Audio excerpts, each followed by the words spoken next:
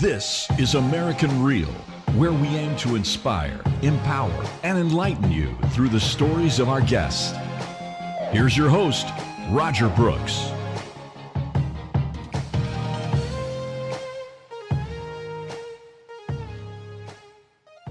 So what do you say to young kids? You know, maybe they're made fun of once in a while, or what do you have to say to them to encourage them to stay positive? My message for younger kids or just adults in general is you have to really embrace who you are. To say I never thought about having two hands would be a lie, or just wondering why this even happened to me. I mean, my life would be completely different if I did have two hands, but you can't look at it like that because that's not how it is. I personally believe that you have to just embrace who you are. People are going to judge you, not all people, because more people are going to be there to support you than to be against you, I guess. So you have to look at it that way. People want to see you succeed, they want to help you.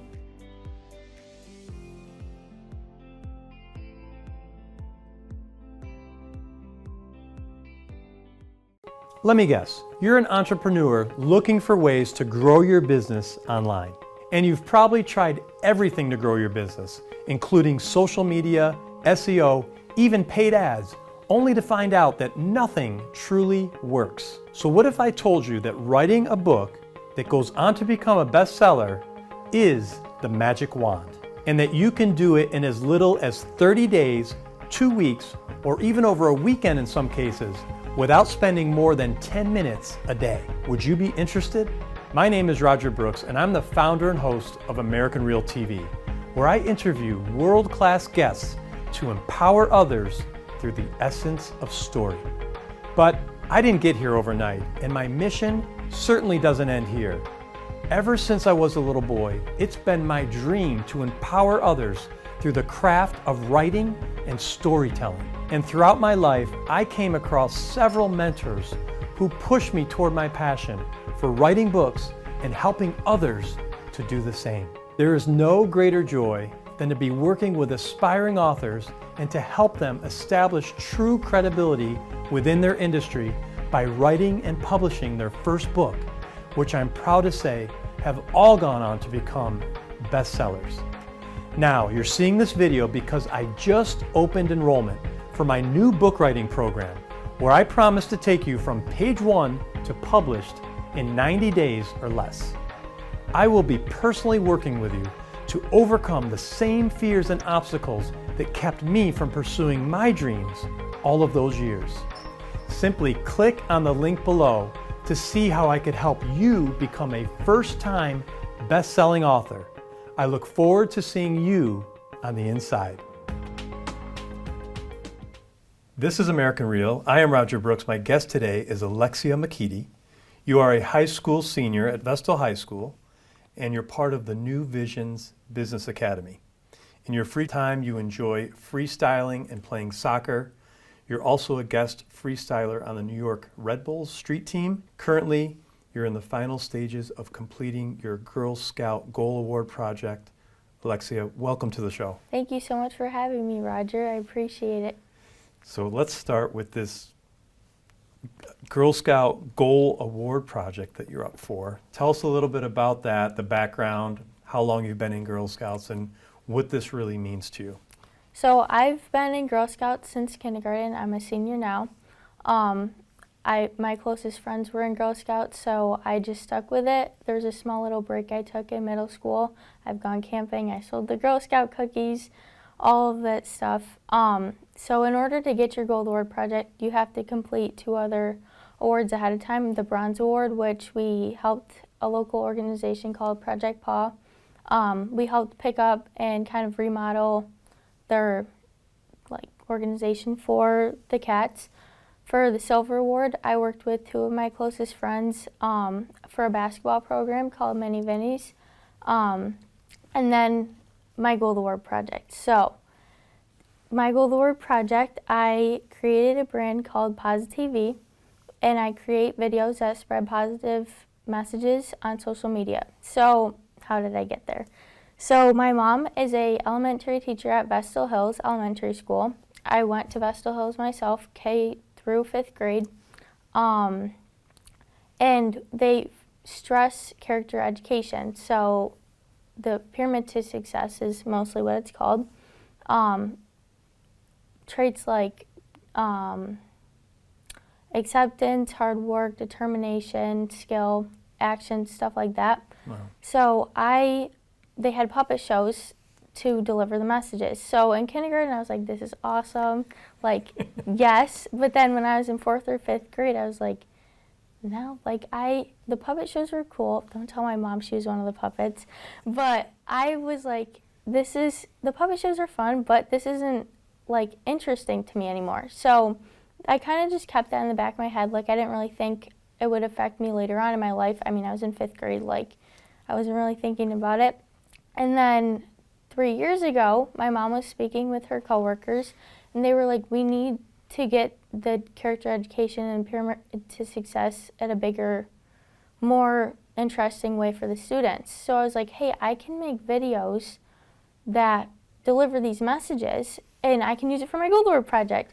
So I ended up talking with a couple of the teachers that are on the morning program team, and we came up with a plan, and I proposed my idea to Girl Scouts of New York and Pennsylvania, and they were like, we like your idea, let's see what you got for this award. So I created the acceptance video as the first video. It had over 80 people in the video. Wow.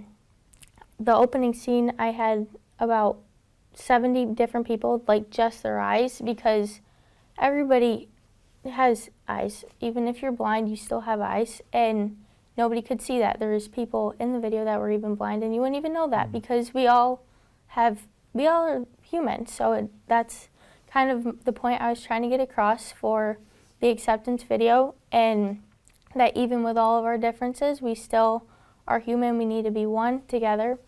There was over 10 different countries within pictures and everything. I was able to get a hold of a Paralympian that I was able to contact through Instagram, which was pretty exciting. He's 15, but he's 3rd in the world for high jump, which is incredible. Amazing. I don't know if you knew, there was a picture that went viral of a soccer player, Carson Pickett. She plays for the Orlando Pride. And a little boy, his name is Joseph Ted, he's adorable. He has blonde hair, and it was a picture, they both have one arm, and they were touching arms like this, and I was able to get a hold of him, and he sent me some content, so he was in the video as well. But that was the acceptance video, and then from there, I did specific videos featuring my friends, family, all sorts of different things, integrating problems that were going on in today's world. And every month, each video would be shown at the elementary school. And from there, I was able to get a hold of other schools in the district, even some people across the country I knew that were looking for videos like this, and reach a global level, which is pretty cool. That's amazing. So, yeah. Wonderful. And the fact that you thought of this idea when you were so young, and then it kind of came to fruition over time is just amazing. Congratulations. Thank you. That's great. So you're up for this award, and I know when we were talking beforehand, they narrow it down to so many girls throughout the country. Is that? So any Girl Scout could work towards the Gold Award. It's a very demanding award to receive. It's 80 hours of work. You have to have a team, like a whole format in which you need to receive the award. There's a national award part of the project, so I would be getting the Gold Award if it gets approved. Hopefully it gets approved. But there's a national award, which if I can apply to go in the running for that, I'm going to try. I mean, it's not going to hurt. I mean, it would be cool to win it. But hopefully I can keep growing my project, because the project is supposed to last a lifetime until even after you're done with, after you receive the Gold Award. So I'm going to keep growing it and hopefully reach more schools as time goes on. But yeah. Wonderful. And you're a high school senior. Yes. But it sounds like you have the determination of a professional athlete. Where does that come from? My father played soccer when he was younger. My mom didn't, but she always supports me, so that helps with the drive. My sister plays soccer, basketball, and lacrosse as well. So I just come from an atmosphere where my family's always supporting me with sports and everything I do, I guess I should say. I started playing soccer when I was younger. So from there, I just kind of grew on. But it comes, the determination you feel comes from the athletic background, the soccer mentality. I would say some of it comes from the soccer mentality. I mean, obviously I'm an athlete. I want to compete and win. You gotta have some fun in there too. A lot of the determination, I would say, even comes from the fact being born with one hand. A lot of times I'm underestimated for what I'm capable of and achieving. So I use that as kind of my motivation to just show people like, hey, look, like I can do this too. Like even though I have one hand. So it's kind of a way I don't let people limit me and I keep moving forward. So let's talk about that. So when was the first time you recall as a youngster, you know, that you might have been a little bit different, that you had one hand? Were you 5? Were you 3? Were you? So I think we got to start from day one for that. So Okay. I was born September 21st, 2003. My parents, Ava and Fabrizio, they were both, I was the first kid, so they're expecting the perfect first child. And when I was born, they were not expecting me to have one hand. The ultrasounds didn't show that I was going to have one hand. So I really kind of rocked their world when I came. But they had an option. They were like, we can baby Alexia. Oh, she has one hand. Like, this is too bad. Like, or we can be like, you have one hand, too bad. You're going to keep pushing. You're going to work hard. That's not an excuse. And that's what they did. They never let me get down about my hand or using it. It is an excuse to stop working in life. I wouldn't. So in elementary school, like, I had to grow. It's a two-handed world, so I had to adapt right off the bat. My parents were learning as I was growing too. I couldn't say they taught me a lot of the things I know, but they were learning with me. So anything I learned, they tried to think of other ways to do things. It's the simplest things people tend to take for granted, like my hair. I wear my hair in a ponytail every single day, not right now, but I couldn't put my hair in a ponytail. And my goal was to learn how to put my hair in a ponytail before I went to high school, which is awful, but that's what it was. So my mom would do my hair every day before middle school, and eventually one day in 8th grade, I finally got it. I did my hair by myself.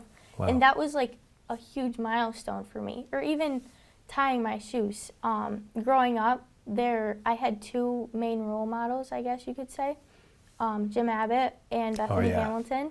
Okay. I was fortunate enough to actually meet Jim when I Really? was in elementary school. I think I was around 5 or 6 years old. He went to a ice cream shop in New York City and was signing autographs, and you could tell he was tired. He had been there a long time. And I got there and he was like, oh my gosh, like you have one hand too? And I was like freaking out, like this is incredible.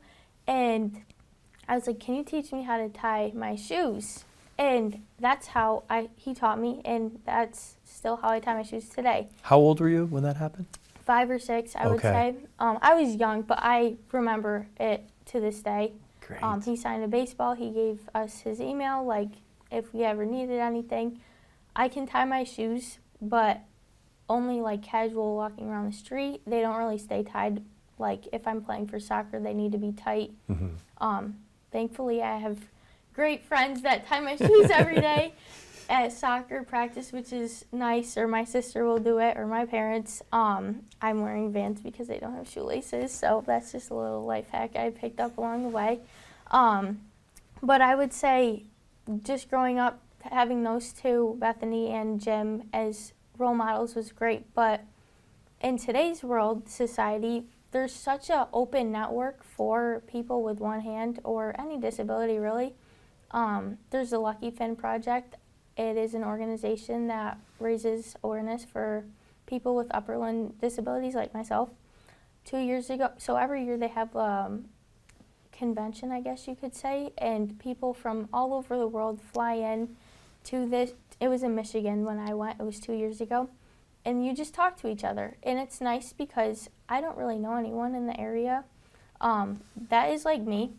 And it's rough, you know, you want to have somebody that can relate to you, but I was able to go to Michigan 2 years ago, like I said, and I met girls that were my age, and I really just formed friendships that lasted a lifetime. I mean, there are people that, they know what you're going through. Yes. And to say that growing up with one hand is the best thing ever, and that people never made fun of me, it's a lie. I mean, growing up, I did get made fun of. I still do, but I mean, it's something to take with you, and it's a reason to keep pushing forward, like I said, for my determination, and so it just kept driving me forward. But I have a great support system. My parents are always there for me.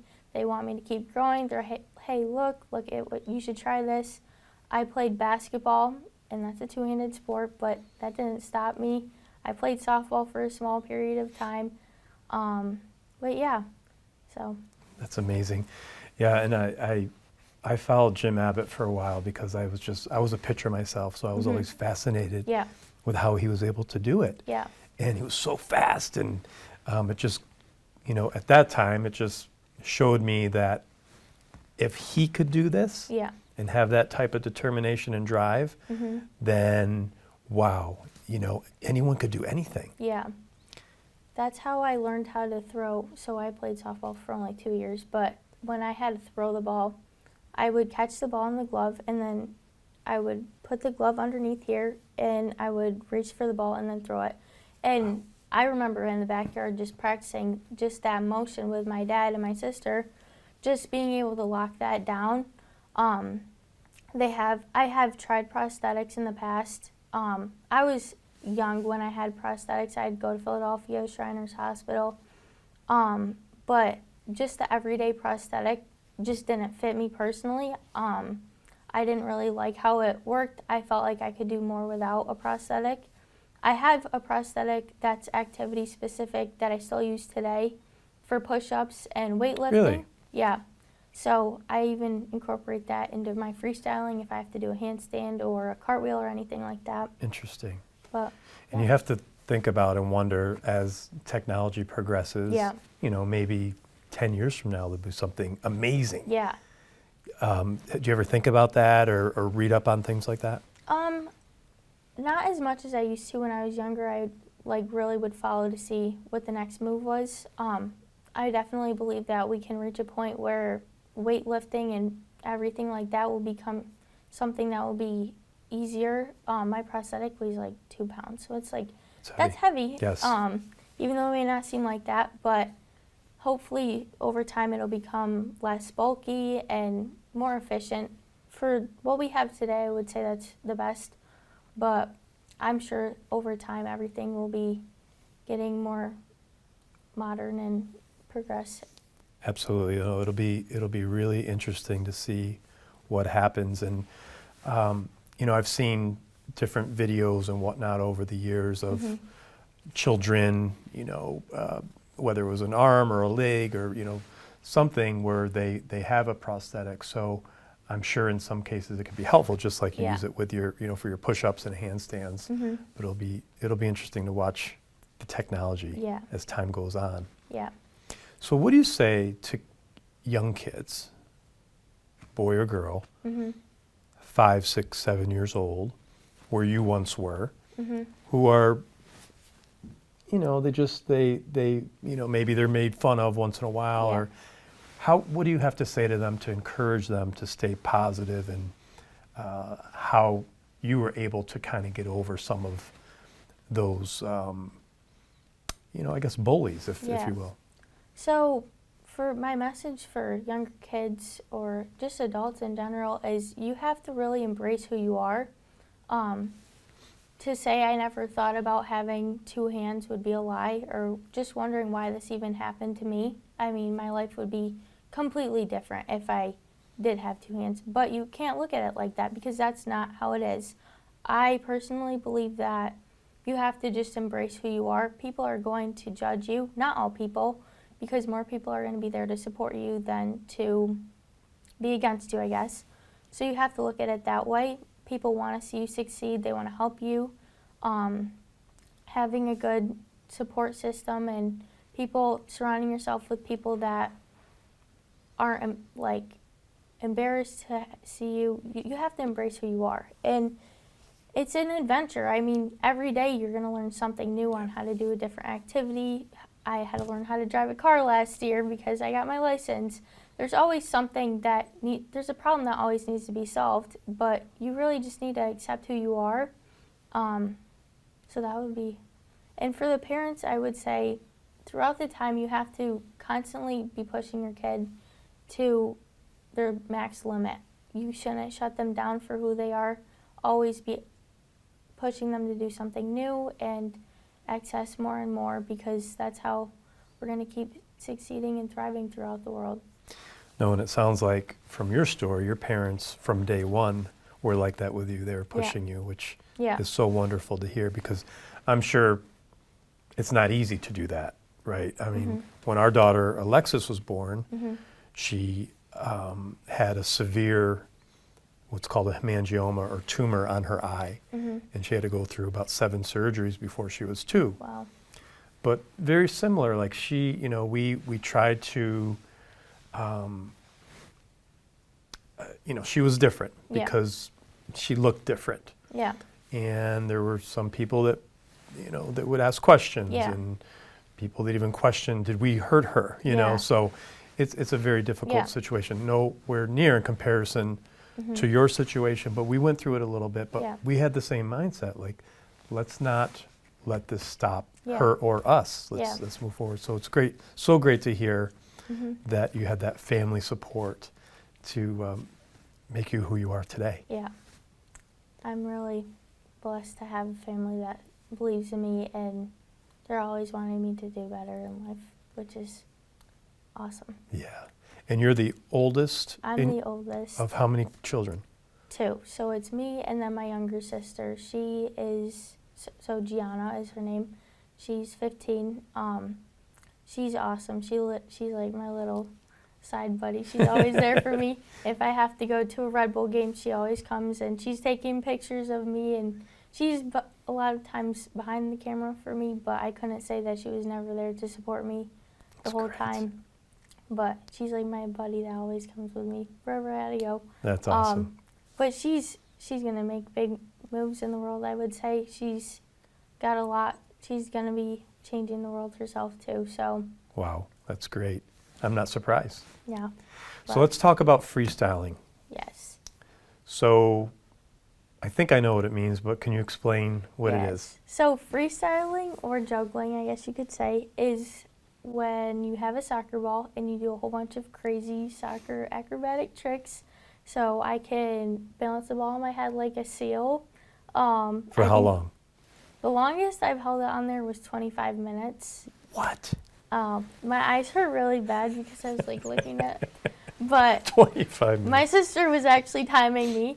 I've tried beating the record during quarantine, but I just didn't have the patience to stay there that long. I can catch the ball on my back and walk around like a chicken. I can do a whole bunch of crazy circles with my feet going around the ball. Hold the ball and balance it on a whole bunch of different places of my body. Just kind of tricks like that. So I guess I would say how I got into freestyling and juggling in general. So when I was 10, I was at my grandma's house on Sunday. I'm Italian, so we had Sunday dinner. Of course. And I had brought a soccer ball and I was juggling. So juggling is when you just do touches back and forth between your feet or your knees or your shoulders or your head, just to kind of sharpen your skill. It helps with shooting, stuff like that, first touch. So I was just practicing it. I was 10. I mean, I had a lot of work to do at that time. And my dad was watching me, and he's like, I'll give you $20 if you get 20 juggles. And I was like, okay. Like, for a 10-year-old, that's like $200. Like, that's a lot of money for a 10-year-old. So I was out there for 4 hours trying to beat my record in juggling, and everybody had gone inside to eat dessert at this point. I'm like, I can't, I have to beat this, and try to get 20. So I eventually got it. I mean, I had gotten close. I got 15, 17, but then I eventually got 20 juggles.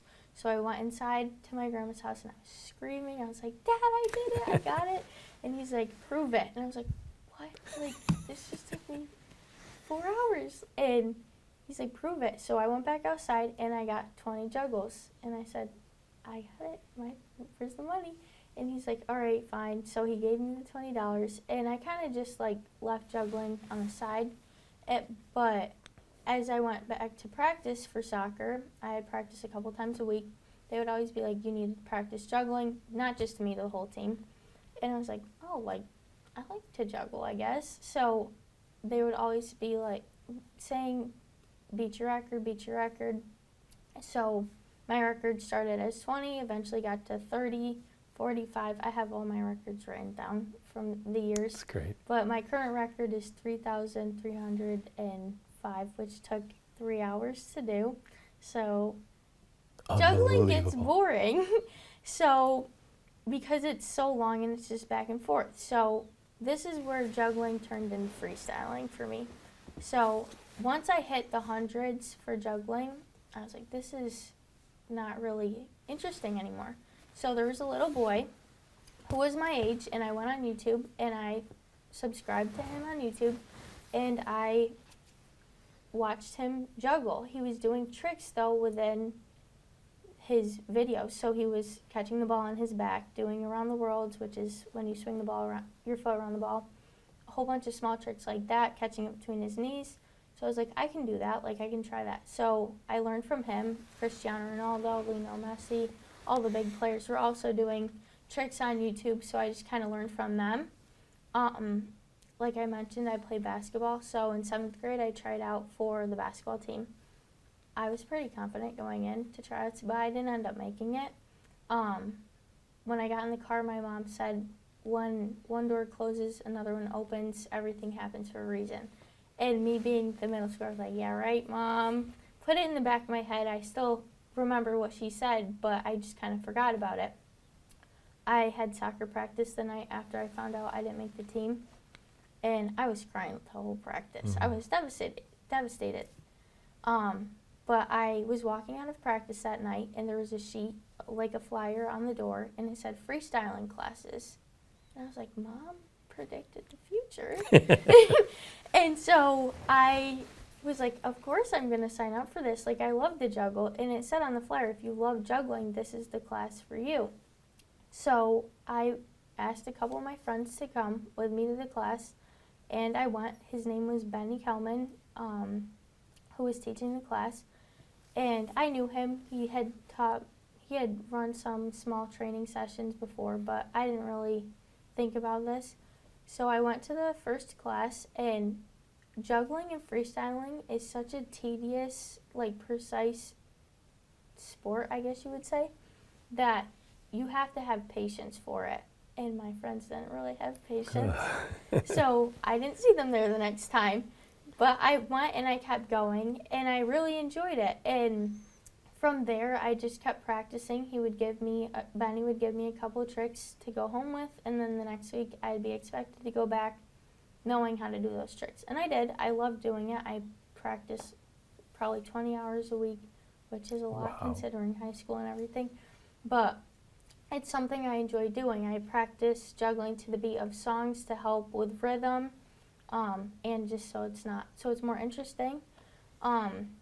When I was in 10th grade, I did the talent show at my high school, and I ended up getting in 3rd place, which is pretty cool because I wasn't even planning on really going in the talent show. My friends were kind of like, you told the lady you're going to do it, and I was like, how is it? But it went well. You didn't have a choice. I had to, but it went well. And then from there, Benny was doing a performance when I was in 9th grade at a college, and he was like, you are welcome to come and perform with me at halftime. And I was like, okay, like, this is cool. Like, I'm in 9th grade. Like, this is awesome. And I went, and I had a really good time. And then from there, I just kind of practiced for the rest of 9th grade and 10th grade. And then he had texted my mom at the beginning of 11th grade. And he was like, I really think Alexia should come to the Red Bull games with me because he's a member of the New York Red Bull street team, which is how I got involved with playing for them. So I was like, whoa, like the New York Red Bulls, like that's who, they're the team of New York State and New Jersey, like really? And he's like, yeah, come, like just come one day, introduce yourself, just kick the ball around. So I went the day after my birthday when I was in 10th grade, in 11th grade, and I was nervous. I knew I was capable of juggling. It was intimidating because I was the only girl I knew at the event, and I had to be prepared for that. And I knew I was capable of hanging around, I guess. I just had to show it. So I landed the first couple tricks, and they were like, wow, you're doing pretty good. And I was like, I got more though, I got more. And so from there, I ended up staying, and I juggled for the whole 3 hours before the game, and it was just awesome. They had music playing. I got to meet a whole bunch of new amazing people, and it was just an awesome experience. So that's how I became a guest on the New York Red Bulls street team. And from there, I kind of started to build a network, I guess you could say, with people who are freestylers. I made an Instagram account when I was a freshman after I had performed at Binghamton University with Benny the first time, because I wanted to share what I had as a skill to the rest of the world.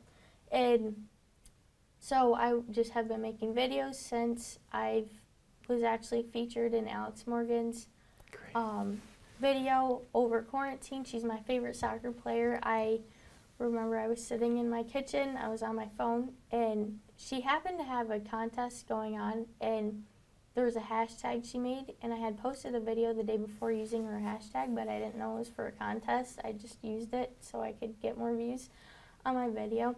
And my friend sent me this video, and she's like, you need to watch this. And I was like, why? And I was like, oh my gosh, I'm in this video. Like, this is awesome. And my mom was screaming. I was screaming. We called my dad. He was freaking out. My sister was freaking out. My whole soccer team was like, what? This is crazy. But that was pretty cool. I've been featured on Overtime. I don't know if you've ever heard of them. They're like a highlight company. Yes. So I wasn't featured for freestyling. I was featured for basketball, actually. I had made a TikTok account, and I had a video I had made for the skill video for my Gold Award project. It was a small clip of me juggling dribbling down a basketball court, and then I had shot the ball backwards. And so I was like, hey, let me put some music to this, just throw it online. Didn't think I would go anywhere. I've been following Overtime since 8th grade. Like, I think they're the coolest thing. And it was 1 o'clock in the morning, and I got a notification that said Overtime just liked your video and reposted it. And I was like, oh my gosh. Wow. I'm getting chills right now thinking about it. I was so excited. Wow. That was like probably the coolest thing I've had as far as people responding. Small famous people have occasionally like commented or stuff on my videos, but that was probably the highlight. But Fantastic. yeah. Wow. So how does all this play into your aspirations for soccer? What do you want? Do you want to play in college? What would you like to do with soccer? So I'm hoping to play soccer in college. I'm an athlete. I've been playing soccer since I was 3. Freestyling is often misunderstood as being part of soccer. I feel like they're two separate things. I would like to play soccer in college, but I think my freestyling career would be something separate almost. So it would be alongside of me playing, so I'd have to make time for both, but that's just time management on my part. But hopefully I can continue both and just see where it goes from there. If I were to play soccer in college, it would just be for fun. I probably won't be going too much further after my college years, but it's just something nice. I mean, I've met my closest friends in soccer over the years, and it'd just be nice to keep growing. The people I know, they're pretty awesome people, so I'm sure that the next group of people will be just as awesome and interesting as they are. So yeah. No doubt. Well, I received a call from Mrs. Keenan, Julie Keenan, and after she met you and had you in class, it probably wasn't more than a week. She said, you have to meet Alexia. So I'm so glad she put us together today and to share your amazing story.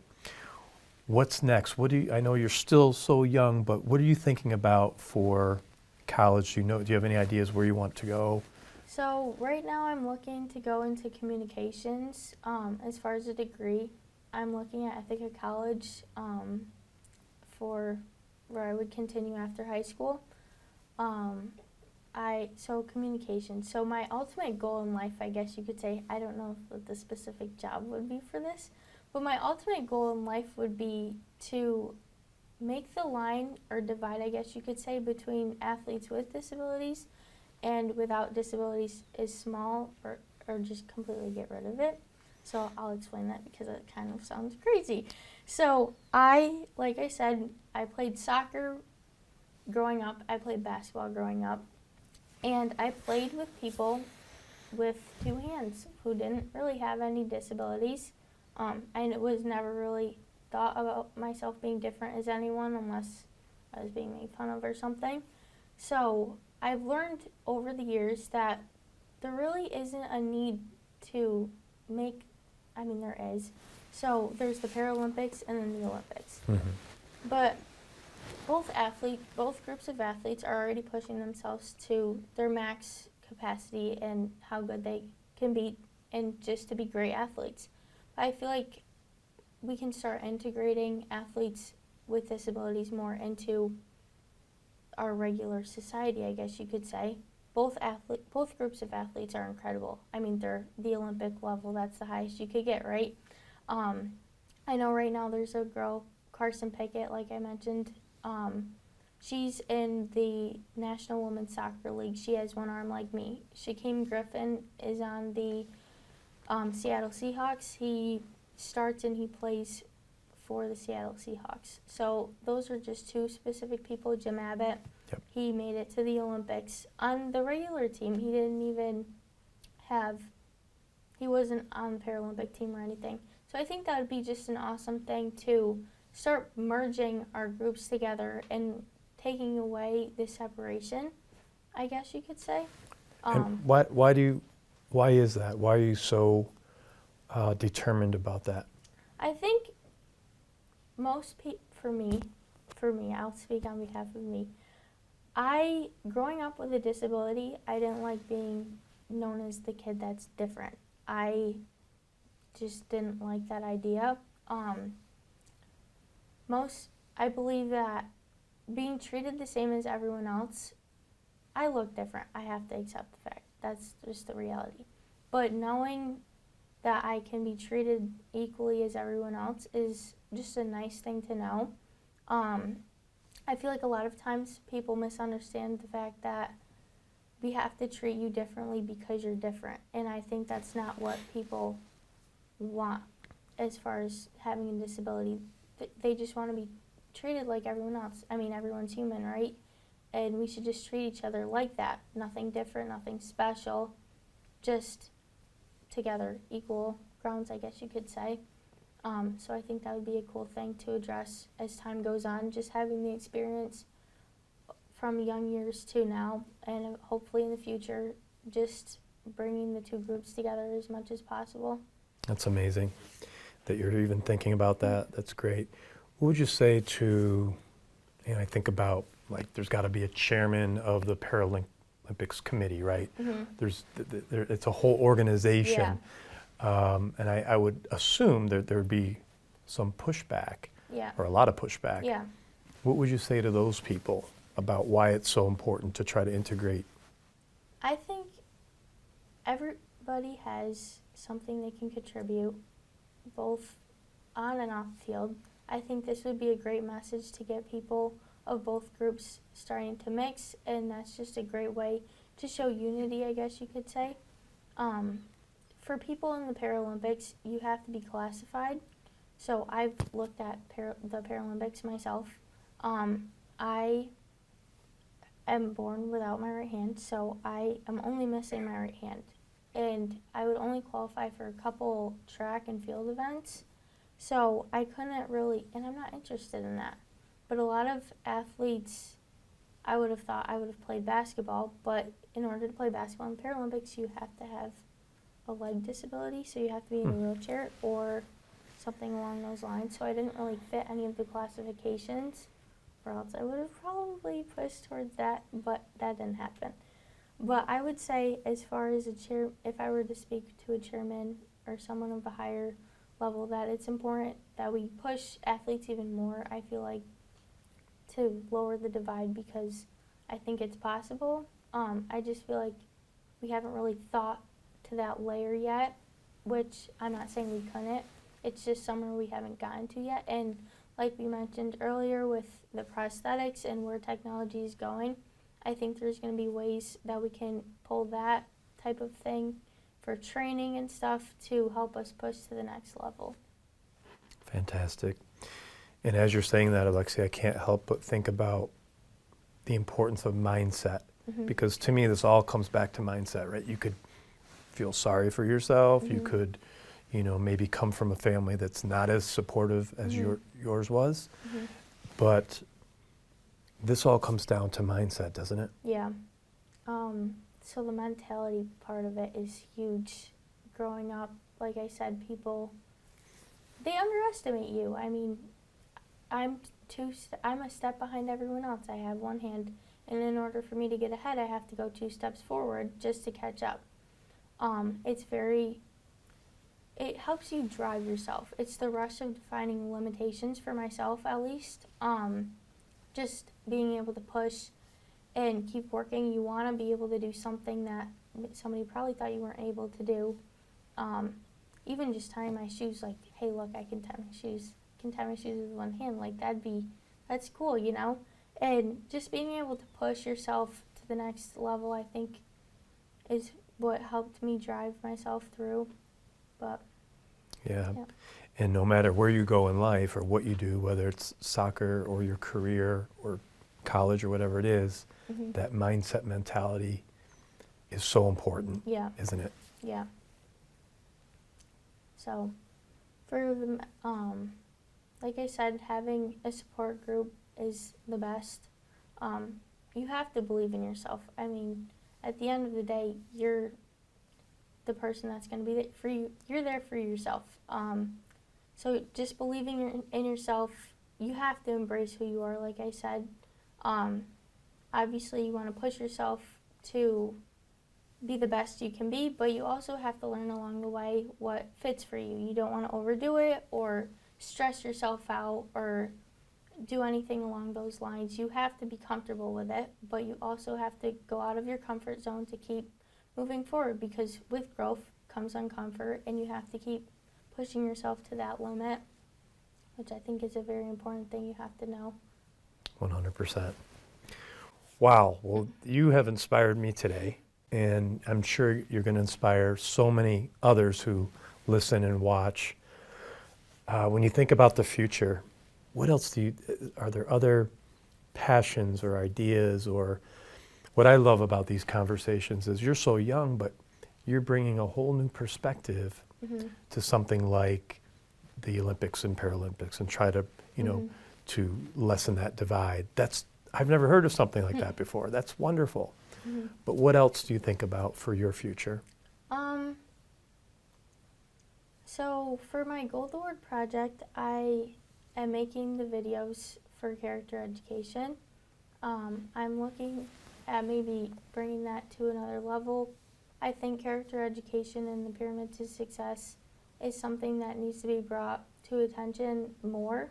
I'm not saying that we don't bring attention to it. I think it's just important skills that people can bring in their everyday lives. I mean, you have to have an action plan to get through your day. You have to have a plan for that. You have to have hard work and determination. I have to use those myself every day just with living with one hand. I mean, I have to believe in myself and believe that I'm going to be able to achieve new things as time goes on. So hopefully I can do something with that, my Gold Award project in the future. I haven't really thought about that as much, but that would probably be something I would take with me as time goes on as well. I also was looking to go into like media, sports media, something along those lines.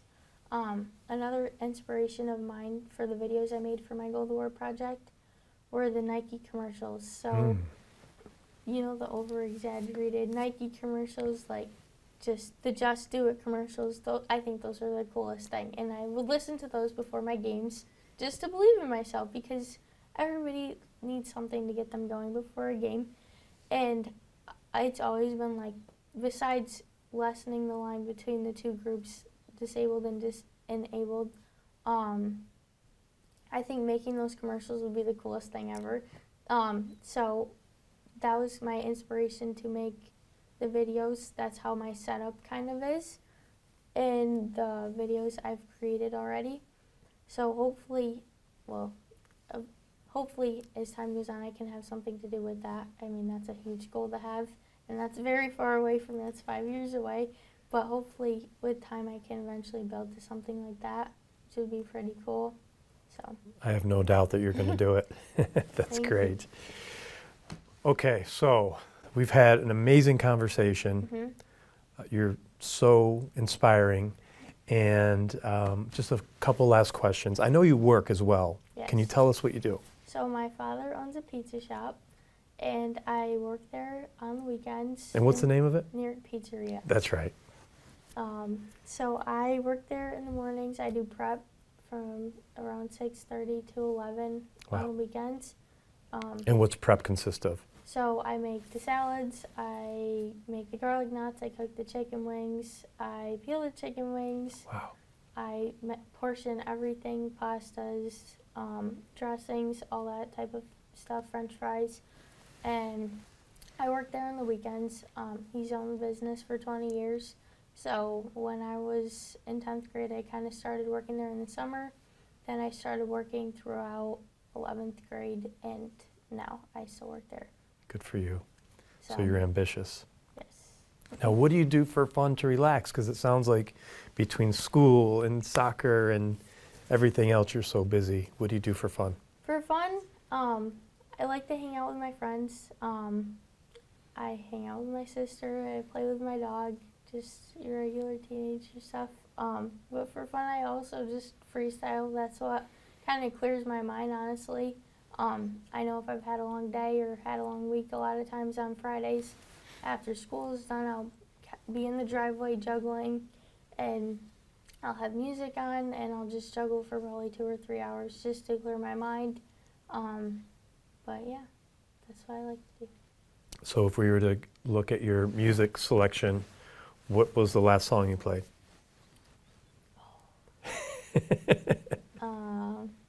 I listen to a lot of like Spanish music because of the beat in the music. That's what they play at Red Bull games. So just like getting used to the type of music they're listening to at the games helps a lot. So I tend to juggle to more upbeat, faster kind of music. So in songs they have like specific like beats going throughout the song. So if it's like just a consistent thing, that's what I juggle to. So back and forth between my feet, maybe it's just one foot. That helps a lot with the skill, but it also is fun because you just get to do a whole bunch of different crazy tricks while you're doing it. How about books? Do you have a favorite book? Favorite book? Don't mean to put you on the spot. No, you're good. Favorite book?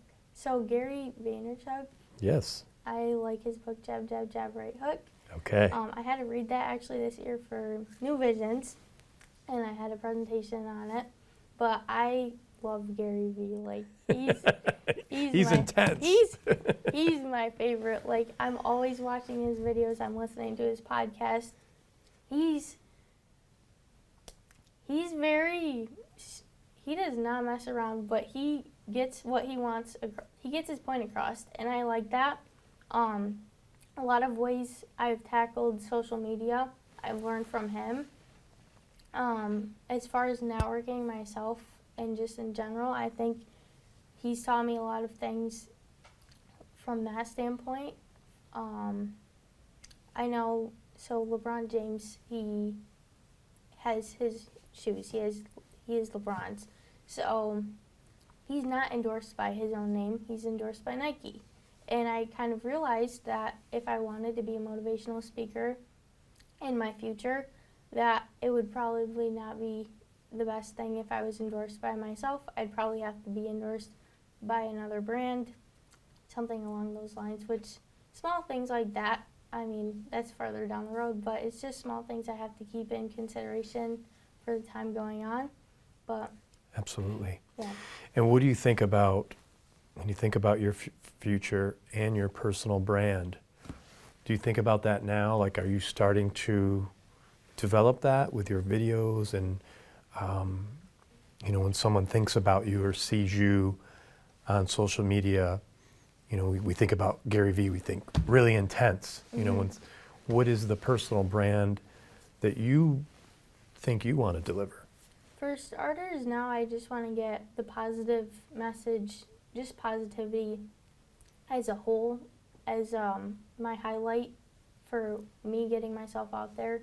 Small things like that. When I am making my videos, I'm not screaming in my videos like he Like is. Gary. I would say I'm pretty calm with what I'm talking about. Eventually, hopefully, I'll become a better editor, and as time I'll be practicing this stuff. So I'll eventually have my standpoint where I'm getting my point across, not screaming, because that's not what I want to give myself off as. But eventually, I will probably have a way to get people knowing my name like Gary Vee, I hope. So. Again, I have no doubt. Alexia, thank you so much for doing this. Thank you for having me again. Welcome to the American Real family. How could people, if they want to start, following you, what's the best way? Are you on Instagram? I'm on Instagram. Okay. My Alexia_Michitti is my username. And on YouTube, it's just Alexia Michitti. If they want to subscribe, all of my videos are on there. Great. And anything we could do to support you for your Girl Scout mission? Check out PositivTV, 13 PositivTV on Instagram. And if you search my name on YouTube, all of the videos for my Gold Award project will be on there. Acceptance, hard work, determination, confidence, skill. There's a couple more videos coming. I haven't finished them yet because of COVID, but they will be coming soon. Great. And one more thing I just almost forgot to mention.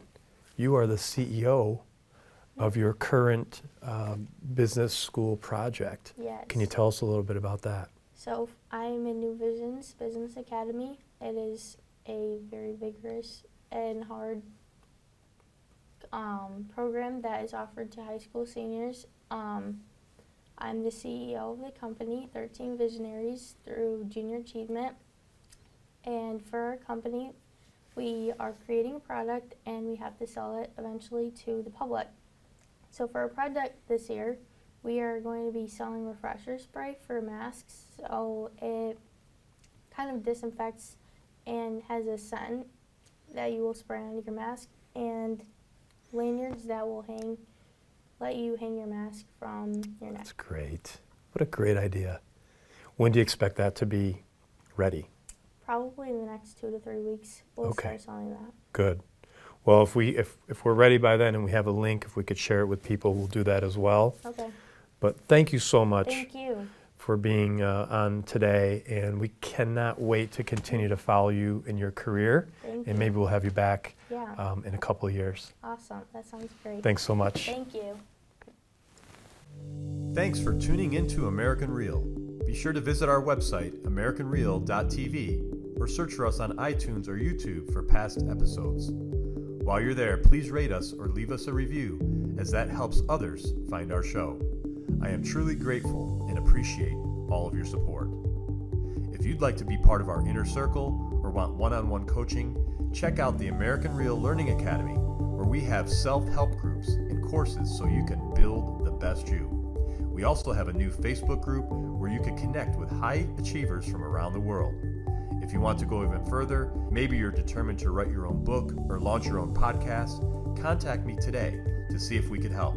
You can reach me through Instagram or Facebook, or email me directly at roger@americanreal.tv. Thanks for tuning in, and we'll see you next week.